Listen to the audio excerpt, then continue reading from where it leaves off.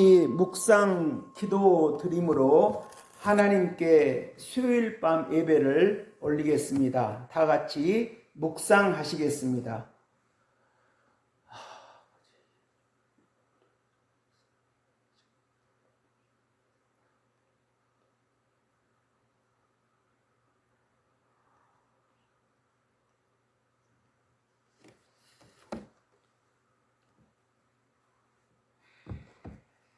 하나님 감사합니다. 저희 사랑하는 성도님들 오늘도 수요일 밤 맞이하여서 이렇게 하나님 전을 찾았습니다. 하나님 한 심령 하나님이 사랑으로 안아주시고 기뻐 받아주시며 이 시간 저희들에게 은혜와 진리로 역사하여 주셔서 저희들이 하나님 뜻과 정성을 다함으로 하나님이 기뻐 받으시는 예배가 되기를 진심으로 소망합니다. 하나님 저희들의 예배를 연락하옵소서. 하나님 순서를 오직 하나님만 주장하옵소서. 예수님 이름으로 기도합니다. 복음 찬송가 299장입니다.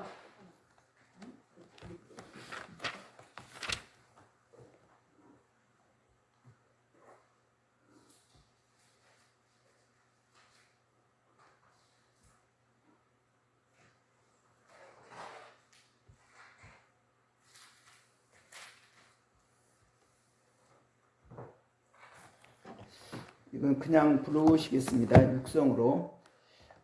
날 구원하신 주 감사, 모든 것 주신 감사, 지난 추억이 내 감사, 주 내 곁에 계시네. 향기로운 봄철의 감사, 외로운 가을날 감사, 사라진 눈물도 감사, 나의 영혼 평안에 응답하신 기도 감사, 거절하신 것 감사, 헤쳐나온 풍랑 감사, 모든 것 채우시네. 아픔과 기쁨도 감사, 절망 중위로 감사, 증량 못할 은혜 감사, 크신 사랑 감사히 장미꽃 감사, 장미꽃 가시 감사, 따스한 가정 소망 주신 것 감사, 기쁨과 슬픔도 감사, 하늘 평안을 감사, 내일의 소망을 감사, 영원토록 감사히.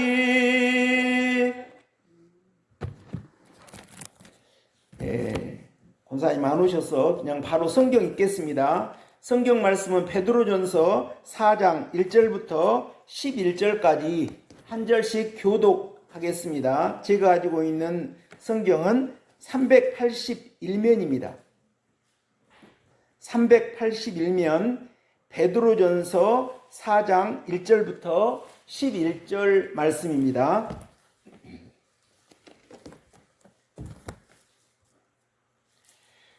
그리스도께서 이미 육체의 고난을 받으셨으니 너희도 같은 마음으로 갑옷을 삼으라. 이는 육체의 고난을 받은 자는 죄를 그쳤음이니 그 후로는 다시 사람의 정욕을 따르지 않고 하나님의 뜻을 따라 육체의 남은 때를 살게 하려 합니다. 너희가 음란과 정욕과 술 취함과 방탕과 향락과 무법한 우상 숭배를 하여 이방인의 뜻을 따라 행한 것은 지나간 때로 족하도다. 이러므로 너희가 그들과 함께 그런 극한 방탕에 다름질하지 아니하는 것을 그들이 이상히 여겨 비방하라. 그들이 산 자와 죽은 자를 심판하기로 예비하신 이에게 사실대로 고하리라. 이를 위하여 죽은 자들에게도 복음이 전파되었으니 이는 육체로는 사람의 심판을 받으나 영으로는 하나님을 따라 살게 하려 합니다. 만물의 마지막이 가까이 왔으니 그러므로 너희는 정신을 차리고 근신하여 기도하라.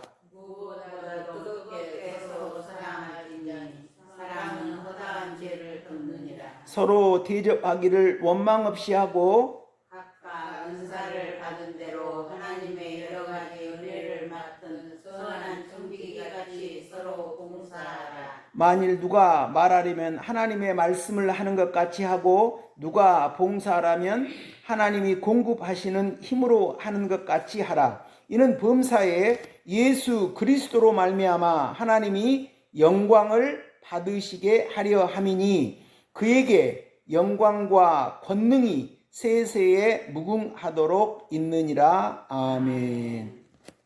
1절 2절 다 같이 읽겠습니다.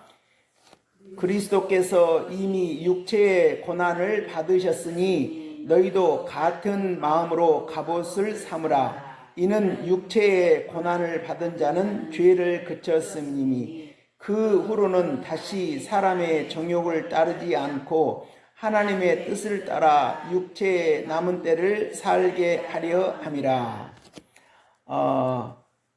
8절 읽겠습니다. 8절 무엇보다도 뜨겁게 서로 사랑할지니 사랑은 허다한 죄를 덮느니라. 10절 11절 읽겠습니다. 각각 은사를 받은 대로 하나님의 여러 가지 은혜를 맡은 선한 청지기 같이 서로 봉사하라. 만일 누가 말하려면 하나님의 말씀을 하는 것 같이 하고 누가 봉사라면 하나님이 공급하시는 힘으로 하는 것 같이 하라.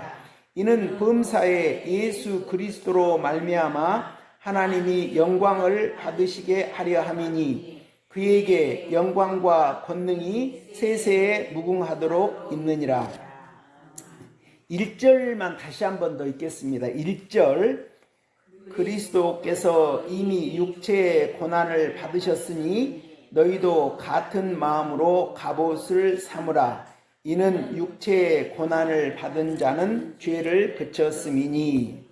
예, 오늘 본문 말씀의 제목이 고난을 받은 자입니다. 그래서 베드로전서 4장 1절에서 그 제목이 나왔죠. 고난을 받은 자. 이 세상에서 어떤 사람을 붙잡고 물어봐도 너 고난 받을래? 인생을 평탄하게 살래? 그러면 고난 받는다라고 말할 사람은 없습니다. 그렇지 않겠습니까? 그런데 인생을 이제 성도님들도 상당히 인생 후반전에 진입하지 않으셨습니까? 저도 마찬가지고. 그러나 저와 성도님들이 인생을 살아본 결과 인생이 고난 없이 그냥 아무 일 없이 사라집니까? 슬픔도 있고 눈물도 있고 어려움도 있고 물론 인생 살면서 즐거운 일도 있죠. 이 본문을 생각하면서 저희 아버지가 저 위에 형하고 나를 앉혀놓고 그러니까 밥상머리 교육을 하시는 거죠. 저희 아버지는 약점이 술을 많이 드시는 것이 약점이었는데 이렇게 잔소리가 많으신 분은 아니셨습니다. 저는 아버지에게 매를 한 번도 맞아본 적이 없고 아버지는 교육자셨지만 또 우리들에게 막 공부해라 그렇게 잔소리 많이 하지 않으셨어요. 그것이 저는 좀 이제 아쉬워서 저는 아버지로서 얘들을 그냥 방임하지 않고 엄하게 내가 직접 훈육을 하면서 공부도 시키고 했습니다.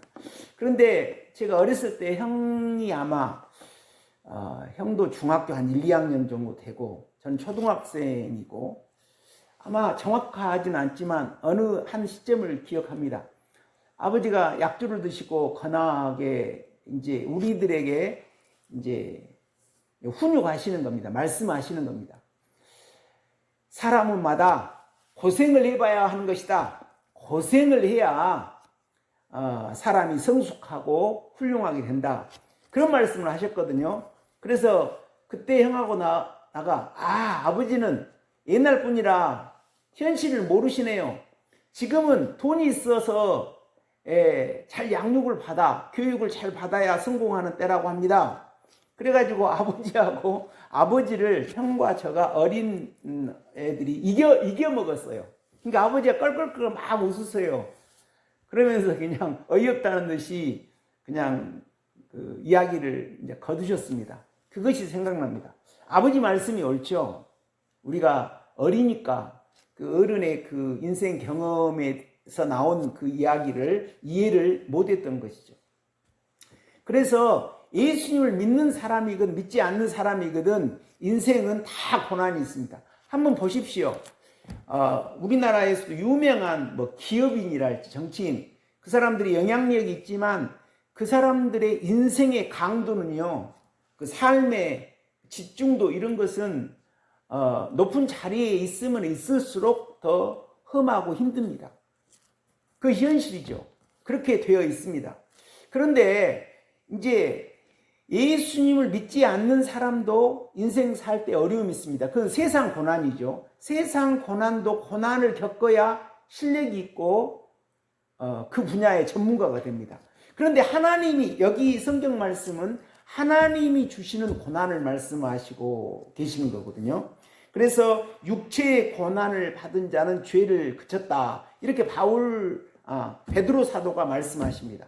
이 말은 무슨 말이냐면 베드로 사도 스스로도 내가 예수님을 믿으면서 고생을 하고 어려움을 겪어내고 그럴 때 내 죄가 끊어지더라 라는 신앙 고백이라고도 할 수 있겠습니다. 그러니까 고생 안 하고, 우리가 고생 안 하고 하나님 말씀을 잘 들어서 그냥 하나님이 바라신 대로 만뜻하게 쭉 가서 그의 나라와 그를 구하고 믿음, 소망, 사랑으로 되고 이렇게 살면 얼마나 좋겠습니까? 그런데 현실은 그렇지 못해요. 구약의 이스라엘 나라의 역사를 보면 그야말로 고난의 연속이죠. 하나님의 선택한 백성이라고 하는데 전반적으로 보면 그 이스라엘 백성의 범죄로 인해서 하나님이 어쩔 수 없이 징계를 허락하시는 이런 역사라고 할 수 있습니다. 그래서 뭐 마음을 시원하게 했을 때 노아가 하나님을 지극히 사랑했고, 또 다윗 왕 때 사울 왕과 달리 다윗 왕은 하나님이 시련과 연단으로 해서 만드셔서 통일 군주가 됨으로 하나님을 기쁘시기도 하고 했지만, 역시 다윗도 범죄로 인해서 하나님의 마음을 아프게 한 적도 있죠. 이런 때 말고 전반적으로 그 다윗 왕 또 뒤에 보면 뭐 히스기야 왕이랄지 뭐 이런 왕들, 이런 왕들이 하나님을 기쁘게 하고 그랬지만 전반적으로 유대 나라 왕들도 하나님 앞에 우상 숭배하고 한 것이 이스라엘 나라 역사거든요. 그 말은 그것이 우리 예수님 믿는 자들의 우리 마음속에 드러나는 하나님 앞에 불순종하는 그런 모습이죠. 그렇기 때문에 저희 아버지는 신앙에 대해서 이해하신 분은, 기독교에는 돌아가기 전까지 아니었지만 인생을 산 그런 인생 선배로서 이 인생이라고 하는 것도 고생을 하지 않으면 어떤 그 건설적인 열매가 없다, 이런 이제 이야기를 아버지 아들들에게 그렇게 해주고 싶으셨던 거죠. 그것은 분명한 사실입니다.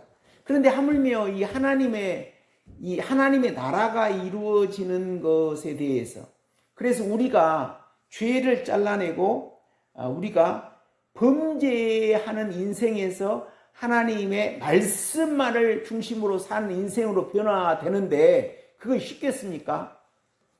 1980년대요. 우리 대한민국의 기사회적 은혜가 아주 그런 많았죠. 그래서 그것으로 대한민국 교회가 많이 부흥됐고, 그래서 어떤 교회에서 삼박자 축복이라고 해가지고 예수님을 믿으면 내 영혼이 잘된 같이 내가 신상이 강건하고 몸이 건강하고 그리고 범사에 잘되고, 그래서 삼박자 축복을 많이 말씀했습니다. 근데 거기 말씀을 보면 사도들의 말씀인데 이 고난에 이런 것은 없거든요. 그러니까 예수님 믿는 자들에게 쉽게 교회 생활에 적응할 수 있도록 그런 복된 말씀을 하신 것이지만, 신앙의 이런 이제 깊이 들어간 거듭내에서 진리의 세계로 들어가서 우리의 죄를 잘라내는 그런 세계로 들어가면 고난이 있죠. 그리고 그 요한 사도의 내가 내 영혼 잘됨 같이라고 한 그 말은 이 베드로 사도가 말씀하신 고난을 잘라내면서 죄가 그치는 그런 내용을 말씀하고 있는 것이죠. 그래서 이 고난은 정말 은혜를 받는 거듭내의 과정이 아니라 진리로 들어가서 우리가 선한 싸움, 우리 죄를 그리스도의 피로 씻고 죄를 잘라내는 이런 과정에서는 필연적이다라고 하는 것이죠. 이 고난 없이 변화되면 얼마나 좋겠어요. 근데 구약 성경도 그렇게 되어 있지 않고 사도들의 이 말씀도 필연적으로 고난이 여기에 다 들어 있습니다. 그러면 내 자신을 봐도, 그러면 내가 어떤 고난 없이 편안하고 그럴 때 하나님을 뜨겁게 찾았는가? 물론 이제 기사회의적으로 성경을 읽고자 하고 그랬을 때 하나님이 이제 한시적으로 성경을 읽도록 하기 위해서 나를 사로잡아 주실 때가 있었죠. 그때도 참 좋았다라고 싶습니다. 그런데 그럴 때는 정말 내 자신의 죄를 시인하고 회개하는 그런 걸 알지 못해서 정말 고생을 많이 한 그런 기억이 있습니다. 그래서 이렇게 육체의 고난을 받은 자는 죄를 끝친다. 바꾸고 말하면 우리의 죄가 끊어지고 파괴되고 십자가 못 박아 죽어지는 그런 가운데는 반드시 고난이 있다라고 하는 거죠. 저희 삶을 봐도 그래요. 그런데 묘하게요, 그런 고난을 받아들이고 그것을 내 삶으로 받아들이고, 이 고난은 내가 어떻게 할 수 없는 내 죄로 인한 다른 사람을 위한 죄를 대신하는 것이 아니라요, 내게 들어있는 죄, 또 내가 행동으로 범죄한 그런 죄에 대한 죄값으로 이 내 죄 문제를 해결하기 위한 십자가로 받아들였을 때, 내가 비록 고난이지만 이것이 내 죄로 말미암은 연고다. 우편강도처럼요, 내 인생의 이러한 어려움은 내 죄로 인해서 마땅하다, 이런 자세를 가지고 하나님 앞에 자복하면서 하나님 마땅합니다, 그래서 이제 앞으로는 내가 하나님 중심으로 살겠습니다 라고 내 마음속에 결단하고 교회의 생활을 충실히 할 때는 그 고난 중에 있어도 고난이 아니었던 거죠. 하나님이 살만하게 은혜를 베풀어 주시고 그 고난을 이겨나갈 수 있는 힘을 하나님이 주셨다라고 고백드릴 수가 있습니다. 그러니까 우리가 아무리 어려운 고난이고 시련이고 인생의 아픔이고 그래도 우리가 하나님 앞에 솔직하고 진실되게 자기의 문제를 하나님께 아뢰면 하나님은 우리가 그 고난 가운데 있지만 충분히 행복하게 하나님 은혜 안에서 그 고난을 뚫고 가면서 우리가 하나하나 변화되게 살 수 있도록 은혜를 베풀어 주시는 줄 믿습니다. 저도 살아보니까 그래요. 얼른 보면 고난 그러면 아이고 어떻게 예수님 믿냐? 아니에요. 그것은 이제 단어적 표현으로 그 신앙 경험이 없는 사람이 피상적으로 생각할 때 그렇지, 그 고난이 있다 하더라도 우리가 교회에 나와서 하나님의 은혜를 입고 기도를 하고 부족하나마 그러면 참 하나님을 떠나서 있었을 때에 하나님 은혜를 받지 못하고 그 고난 가운데 있었을 때는 사막이지만, 아주 건조하고 메마른 사막이지만, 정상적으로 내가 내 죄를 아직 해결하지 못하고 내가 어려움을 해결하지 못하고 있다고 하더라도, 그런 상황이라고 하더라도 내 삶을 추억해 보면 하나님 앞에 나와서 내 문제가 이렇습니다. 그러면 그 가운데 그 하나님의 은혜를 주심으로 우리가 충분히 하나님 기도하면서 이렇게 인생을 뚫고 갈 수 있다. 그러면서 나름대로 하나님은 우리의 삶에 보람을 주신다. 이렇게 고백 드릴 수가 있겠습니다. 그럼에도 불구하고 우리의 죄가, 우리는 근본적으로 죄의 뿌리, 이것이 아담의 쓴뿌리로부터 우리 조상들이, 우리들은 이방인이지 않습니까? 참 예를 들어서 뭐 야곱이나 요셉 같은 그런 분은 대단한 집안에 태어난 사람들이죠. 믿음의 조상 아브라함의 후손으로, 아브라함, 이삭, 그래서 또 야곱, 요셉. 그러니까 부모님들이 그 하나님을 잘 섬겨서 심령을 깨끗하게 해서 자녀들을 낳았기 때문에 훨씬 더 그 믿음으로 한 그런 이세들이기 때문에 훨씬 더 중심이 좋은 분들이죠. 그럼에도 죄인들이지만, 그러나 저희들은 그런 중심들이 아니거든요. 그렇기 때문에 우리 인생이 이렇게 하나님이 우리 속에 들어있는 것을 뽑아내고 파괴하고 하는 가운데 우리의 감추어졌던 것이 다 드러나야 되거든요. 그러니까 하나님이 한꺼번에 어떻게 드러내실 수 있겠어요? 근데 깊이 쌓여 있지 않습니까? 그러다 보니까 오랜 시간이 걸리고 진통이 있고 그렇다라고 하는 것이죠. 그러나 어떠한 우리의 죄가 있다 하더라도 우리 예수님은 어떤 죄인의 큰 죄도 못 감당하실 분이 아닌 하나님이신 줄 믿습니다. 그래서 여기 이제 그 요한계시록에서도, 요한계시록은 사도 요한이 기록했지 않습니까? 이 베드로전서나 전번주에 봤던 로마서 같은 경우를 보면 본인이 내 경험한 이야기를 기록한다, 이런 구체적인 표현은 하지 않지만 그 말씀을 한 말씀 한 말씀 이렇게 묵상하고 하면 바울 사도도 그런 신앙의 점진적인 변화 과정에서 경험한 것을 이렇게 표현하구나.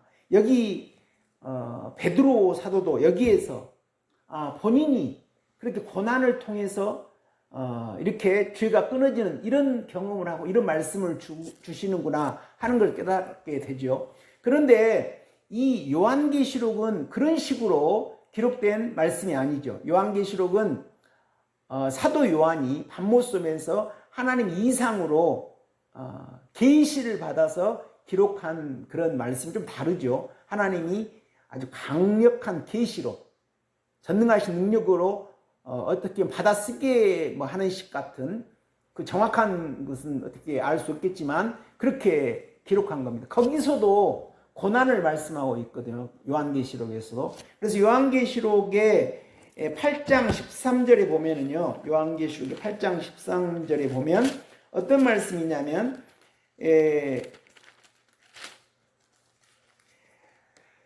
독수리가 큰 소리로 이르되 땅에 사는 자들에게 화가 있으리니, 세 가지 화가 있는 것으로 이 계시의 내용을 기록하고 있습니다. 그러니까 하나님이 요한 사도에게 그때 당시 초대교회의 로마의 어려운 상황을 접하고 있는 성도님들이 이런 말씀을 주시는 것이죠. 근데 그때 당시에 기록된 말씀은 로마의 초대교인들의 성도님들에 해당되는 말씀이지만, 이제는 이제 2000년 후에 지금 시대는 동시에 저와 성도님들에게 어떻게 하면 이 고난, 하나님이 이끄시는 고난, 그러니까 서두에 제가 세상 고난을 말씀드렸지 않습니까? 어떤 분야나, 공부 분야나 운동 분야나 올림픽이나 이렇게 월드컵 가는 선수들도 고생 안 하고 그런 훌륭한 선수가 됩니까? 엄청나게 땀 흘려서 훈련해야 그런 선수가 되지 않습니까? 그런 것처럼 우리들은 십자가 군병이죠. 십자가 군병. 하나님이 그런 군병으로 만들기 위해서 그런 고난에 하나님이 주도적으로 개입하셔서 한 성도 한 성도의 분량에 따라 이끄시는 그런 훈련 과정이 있다라고 하는 거죠. 그것이 요한계시록의 8장 13절에서 화 다시 말하면 고난이 있는데 그 고난을 통해서 하나님은 어떤 일을 하셔요? 초대교회 당시에 요한계시록에 로마에 계셨던 초대교인들은 뭐 그때 당시에 로마 압제, 도미티안 황제의 압제의 극복 그 문제였지만 지금 저희들에게는 이제 또 역시 마찬가지 이 베드로 사도가 고난을 통해서 육체의 죄를 끊어내는 이런 고난을 또 하나님이 직접 사도 요한에게 말씀하신 거 요한계시록 9장, 10장, 11장, 12장이거든요. 그래서 첫 번째 이 화는 고난입니다. 그 고난이 요한계시록 9장인데 그때는 요한계시록 9장 6절에 그날에는 사람들이 죽기를 구하여도 죽지 못하고 죽고 싶으나 죽음이 그들을 피하리로다. 이게 첫 번째 어려움이에요. 이 어려움이 어떤 어려움이냐면 기사회적의 신앙에서 그것을 벗어나서 진리로 진입하는 과정. 제가 경험한 그런 어려움 중에 이게 제일 힘들더라고요. 근데 여기서는 어떻게 표현하고 있냐면 죽기를 구하여도 죽지 못하고 죽고 싶으나 죽음이 그들을 살려야 살 수도 없고 죽을래야 죽을 수도 없는 고통. 근데 그럴 수밖에 없을 것 같아요. 왜 그러냐면 이 기사회적 은사의 신앙도 하나님이 주신 거거든요. 그런데 하나님이 주신 것을 부정해야 돼요. 무슨 말이냐면 그 자체를 부정한다는 게 아니라 그것을 버리고 다음 과정을 받아들여야 돼요. 그러다 보니까 어려워요. 왜냐면 하나님의 역사였기 때문에. 하나님의 역사, 이거 하나님 주신 건데 그런데 하나님 더 좋은 세계를 이끄시려고 하거든요. 그걸 부인하려고 하는데 그게 하나님이 주신 거거든요. 그러다 보니까 우리 인간은 그 이해를 지나놓고 보니까 이랬구나 하고 이해하지만 그때 당시는 몰라요. 그러니까 도저히 우리 인간은 어리석은 존재이기 때문에 하나님이 커다란 섭리로 고난을 딱 주셔가지고 인생을 벽에 딱 부딪히게 만드는 거예요. 하나님이 택하신 자는. 그래서 막 헤매게 만드시는 거죠. 그것이 요한계시록 9장에 있는 첫 번째 첫 번째 고난입니다. 그런 고난을 참고 견디면서 부르짖을 때 이제 진리로 들어오게 되죠. 여기가 제일 힘든 그런 과정이라고 믿습니다. 거기서 많이 이상하게 이단으로 전락하기도 하고. 그러니까 5,000명이 떡 먹고 떡과 그 물고기로 배부른 그런 사람들 5,000명이니까 뭐 한 2만 명 정도가 그러다가 이제 두 번째 예수님이 만나실 때는 500명을 만나 주시잖아요. 그러니까 두 번째 500명을 만나 주신 그 과정으로 들어오는 것이 요한계시록 10장 11장이에요. 그 10장은 어떠냐? 말씀을 이룬 두 번째 고난. 이 두 번째 고난은 지금 저희들에게 해당되는 고난입니다. 여기서는 뭐라고 말씀하십니까? 요한계시록 10장에서는 내 입에는 꿀같이 다나 먹은 후에는 내 배에는 쓰게 되더라. 이렇게 진리에 목말라요. 여기가 사막이 되어서 목이 말라요. 진리에 목이 마릅니다. 그런데 정말 성령의 올바른 그런 말씀을 아멘으로 영접했을 때 그 달콤함 정말 좋거든요. 그것을 어떻게 표현하고 있습니까? 이 내 배에는 꿀같이 하나님 말씀은 꿀과 같아요. 이 영혼이 그 메말랐을 때 이 지금 농사철이죠. 지금 모내기를 이제 차로 다녀보면 이쪽은 다 끝나고 배가 다 났어요. 근데 만약에 이 농사를 지어야 하실 여기에 주민들이 비가 안 내려버리고 그래가지고 뭐 옛날같이 지금은 이제 저수지도 많고 그렇지만 진짜 비가 없어서 모를 내기를 못하고 바짝바짝 탄다라면 어떻겠어요? 정말 힘들겠지 않습니까? 그랬을 때, 메말랐을 때 하늘에서 비가 막 엄청나게 온다. 그러면 얼마나 기쁘겠습니까? 1년 농사를 망치게 생겼는데 비가 온다. 그때의 기쁨. 그 물이 없었을 때 정말 논이 쩍쩍 갈라지고 있었을 때 비가 내린 것하고 지금 물이 많아요. 그런데 비가 내린 거. 물이 많을 때 비가 내린 것은 비 오는 모양이다 그러겠죠. 그러나 비가 내리지 않아서 논이 쩍쩍 갈라지고 있을 때 비가 내렸을 때 기쁨 비교할 수 있겠습니까? 정말 내 은혜가 고갈되어서 아주 여기가 삭막한 그런 상황이 되었을 때 하나님의 진리의 말씀이 내게 부딪혀 올을 때 그 달콤함, 이 정말 달콤한 거죠. 우리가 이런 그 하나님의 말씀을 사모해야 될 줄 믿습니다.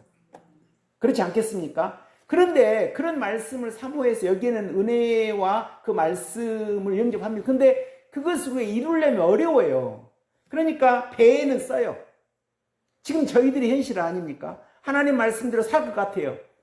그런데 우리가 생활에서 살다 보면 내 입에 나오는 말씀이 물론 분별로 이건 이렇다 이렇게 하지만 조금 가면 비판이 나오거든요. 하나님은 비판하라고 하셨습니까? 비판하는 그런 바리새인들을 예수님은 강하게 책망하셨죠. 남을 비판하고 그런 심판자의 자리에 앉은 자들에 대해서 예수님이 뭐라고 말씀하셨습니까? 독사의 새끼들아. 우리들이 그런 비판자가 될 때가 자주 있지 않습니까? 저를 봐도 그래요. 그런데 또 지나놓고 또 내가 정말 긍휼로 어떤 말을 했나, 아니면 내 속에 쓴뿌리로 비판의 비수 같은 그런 표현을 했나. 하루 지나놓고 오면 또 내가 말씀대로 산다고 했는데 내 뱃속에 이루어지는 것은 없고 안 이루어지니까 내 배는 쓰다. 말씀을 이루기 어렵다 하는 거죠. 그렇지만 우리는 그런 것 때문에 하나님을 어떻게 그 조직을 만들었습니까? 교회라고 하는 기관을 설립하신 거죠. 하나님께서. 하나님이 설립하신 기관 2개, 교회와 가정. 교회를 통해서 이 목사를 세우시고 말씀을 통해서 실패하면 또 일어나고 또 말씀으로 또 일어나고 또 실패하면 또 이런 걸 수없이 반복하는 거죠. 수없이. 우리가 일어서면 쓰러지면 또 일어서고 쓰러지면 또 일어서고. 근데 우리가 율법 아래 있지 않아요. 하나님의 은혜로 우리의 모든 죄를 대속해 주셨기 때문에 우리는 내가 이렇게 나는 안 될 사람이야. 나는 왜 이럴까? 나는 엉터리 같은 인생이라 이렇게 생각하거든요. 거기서 조심해야 할 거 있습니다. 제가 그랬거든요. 수도 없이 나는 왜 그럴까? 그 사탄이가 그러거든요. 너는 안 돼. 네가 변화돼 깨끗하게 돼. 어떻게 네가 그러겠냐? 너 이런 죄 있잖아. 너 이런 죄 있잖아. 사탄이가 그러거든요. 사탄이는 거짓말하는 자, 참소하는 자, 이간질하는 자입니다. 사탄이가 끊임없이 그러거든요. 우리가 쓰러질 때 우리는 그 사탄이의 그 속삭임에 속아서 주저앉아 있는 인생이 아니라 죄가 드러나면 우리는 예수님께 달려가서 무수히 쓰러져도 무수히 일어나야 될 줄 믿습니다. 이거 2번째 고난. 그러니까 이런 것들을 통해서 하나님은 어떻게 하시는 거예요?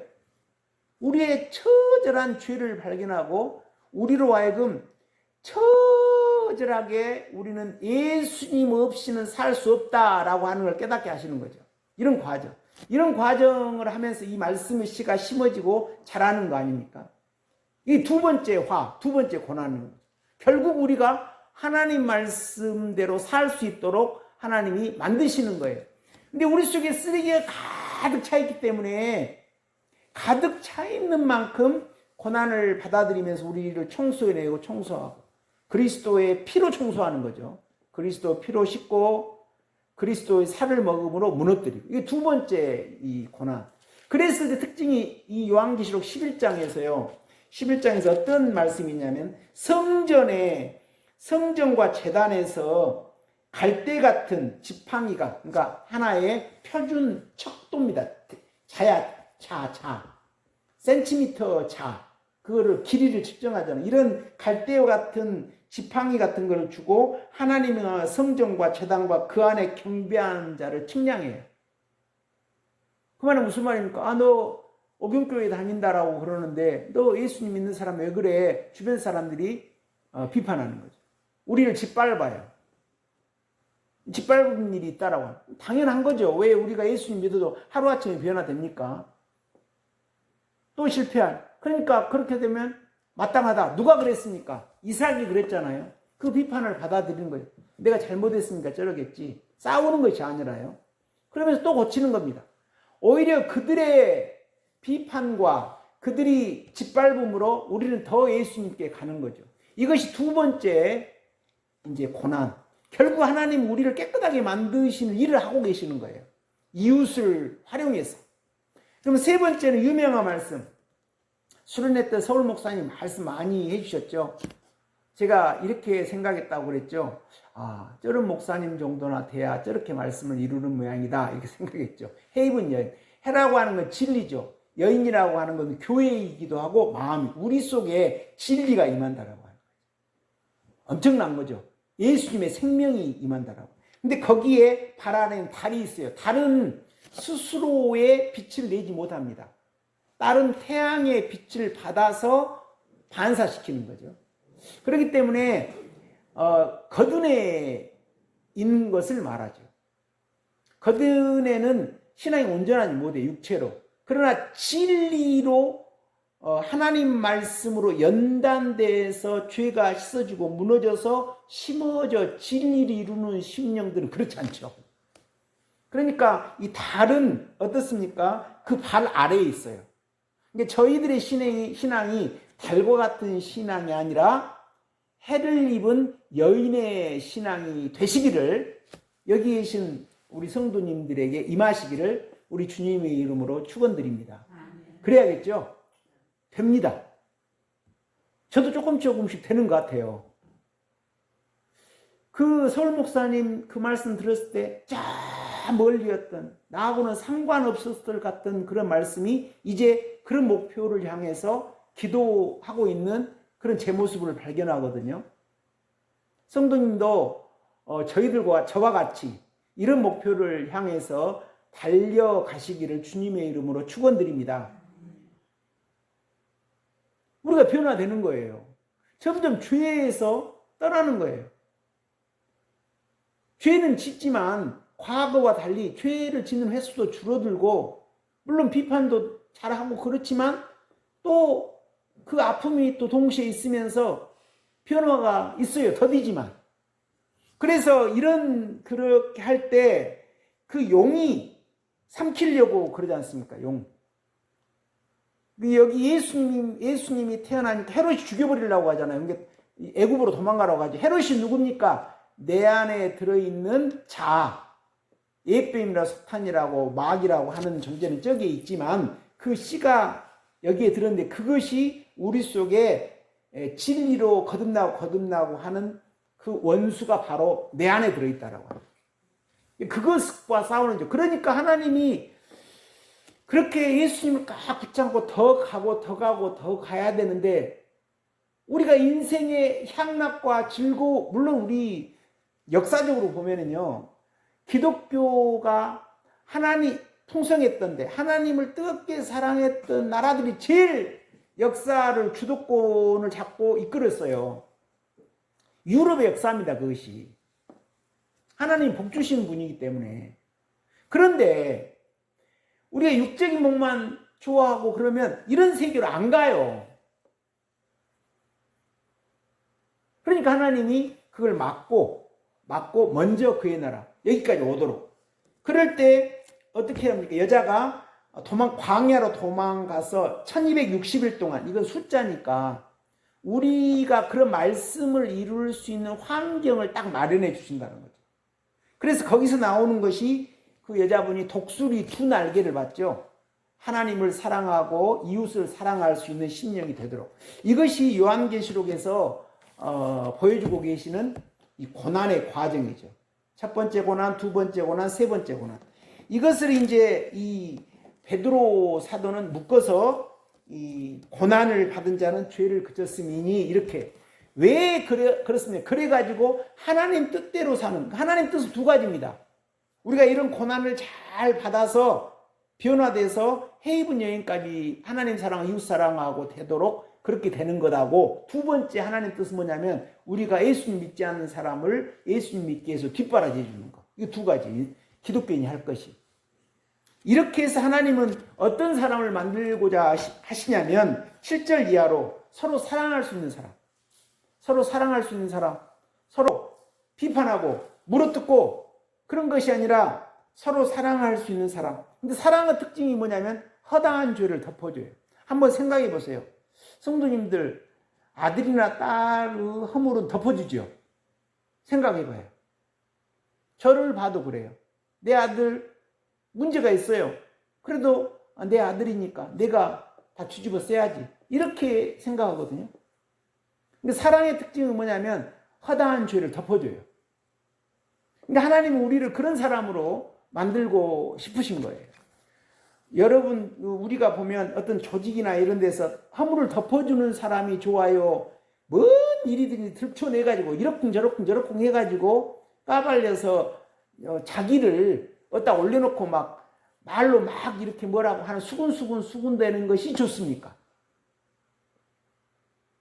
다른 사람의 문제가 있어도 덮어주는 그런 사람을 다 좋아하잖아요. 하나님은 우리가 그런 사람이 되도록 만드시고 싶은 거예요.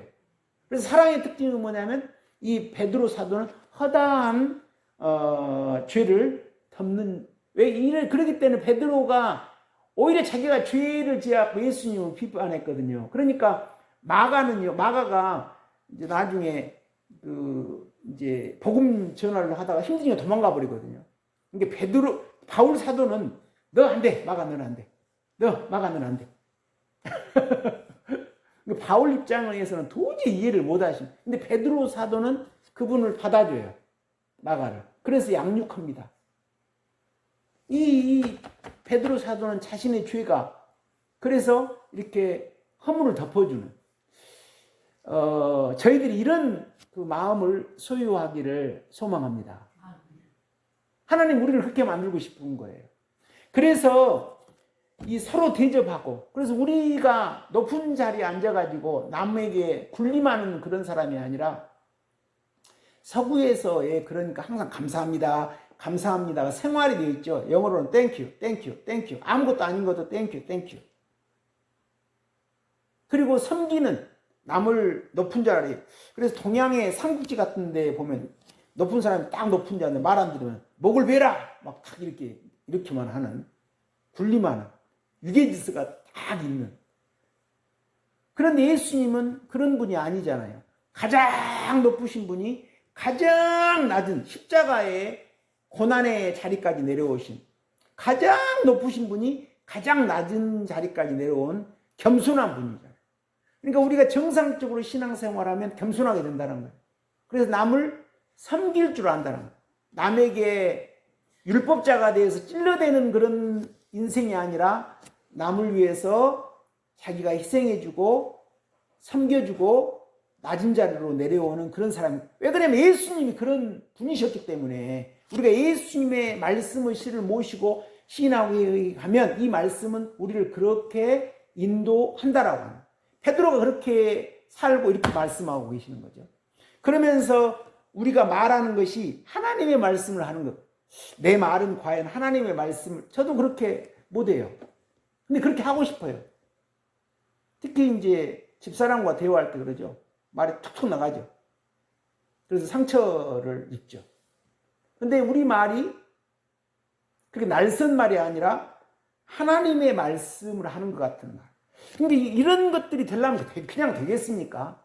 그래서 중간 부분에 말씀드렸던 이런 고난을 통해서 우리가 부르짖기 위해서 하나님 우리 속에 수술하는 거예요. 그래서 우리의 더러운 것 끄집어내고 뜨거워내고 그거를 하고 재창조의 하나님의 말씀으로 이렇게 하면서 우리가 섬기는 자가 되고 남의 허물을 덮어줄 수 있는 사람이 되고 또 우리 말이 부드러워지고 하나님은 우리를 그렇게만, 이것이 하나님의 뜻입니다. 하나님의 뜻은 바로 이것입니다. 그래서 이 고난을 통해서 죄를 그치고 하나님의 뜻대로 변화된 삶을 살도록 하는 것이 하나님의 뜻인데, 그런 과정이 쉽겠어요. 그러니까 많은 진통이 있는 것이 그 고난이죠. 사도들이 이렇게 변화되었고, 그래서 그렇게 될 때 어떤 결과가 나오냐면, 누가 예수님 믿고 교회 다니든지 사람이 다르더라. 저 사람 왜 그러지? 하나님 믿는데, 근데 맨 다른 사람과 싸움만 하는 사람이, 저 사람 하나님 믿어? 저 사람이 기독교인이야? 이런 평가를 할 것이고, 남을 위해서 희생하고 섬겨주고 저 사람 하나님은 다르구나. 그래서 하나님 아버지가 영광을 받는 거죠. 우리가 그렇게 살도록 하나님이 뜻하신다라고 하는 거죠. 하나님 말씀으로 변화되는데 이 본문처럼 어려움이 있습니다.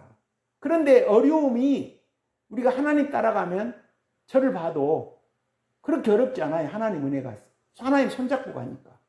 그래서 고난이 있다 하더라도 두려워하지 말고, 하나님이 우리와 함께 하시기 때문에, 우리를 다 지켜보고 계시기 때문에, 그러면서 하나님의 뜻에 한 걸음 한 걸음 가면 우리도 연약한 인생이고 아주 날카로운 인생이지만 남의 허물을 덮어줄 수 있는 그런 사랑의 인물이 하나님의 은혜로 될 줄 믿습니다. 이 목표를 향해서 달려가시는 저와 성도님들이 되시기를 우리 주님의 이름으로 축원드립니다. 기도하십니다. 하나님 감사합니다. 하나님, 베드로 사도가 고난을 받자 자신의 죄가 그쳐졌다라고 고백하는 그런 말씀인 줄 믿습니다. 우리에게 오는 여러 고난을 우리는 불평하지 말고, 그 고난 너머에 하나님이 우리를 변화시켜 주실 그 축복을 소망하는 그런 믿음 있는 그런 심령들, 저희들 될 수 있도록 인도하여 주시옵소서. 하나님, 이 시간 우리 유점래 권사님 병원에 입원 중에 계십니다. 심히 연약하여 살은 하나도 없고, 아버지 하나님 아버지 오랫동안 병으로 고생하여서 어렵습니다. 하나님, 저희들은 바라기를 우리 권사님 다시 퇴원하여 살아나서 하나님이 원하시는 만큼 교회 생활하며 심령을 깨끗하게 정돈하고, 하나님 두루마기를 그리스도 피로 깨끗하게 씻어서 하나님이 정하신 때 하나님의 부름을 받는 아름다운 심령의 권사님이 되기를 빌고 간청드립니다. 불쌍히 여겨주시고 하나님 사랑으로 인도해 주셔서 하나님의 아름다운 통치가 우리 유점래 권사님에게 있도록 역사하여 주시옵소서. 감사드리며 예수님 이름으로 기도합니다. 제가 오늘 오전에 아침 일찍 서산에 갈 일이 있어서 갔다가 오는 길에 유점래 권사님 한번